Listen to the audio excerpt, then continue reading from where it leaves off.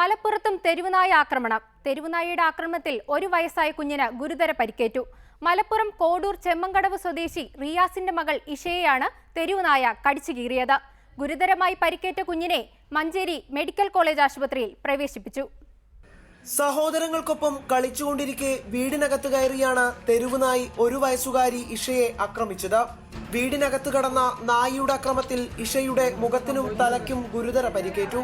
കുഞ്ഞിനെ നായി കടിച്ചു വലിക്കുന്നത് കണ്ട് അമ്മ കസേരയെടുത്ത് എറിയുകയായിരുന്നു.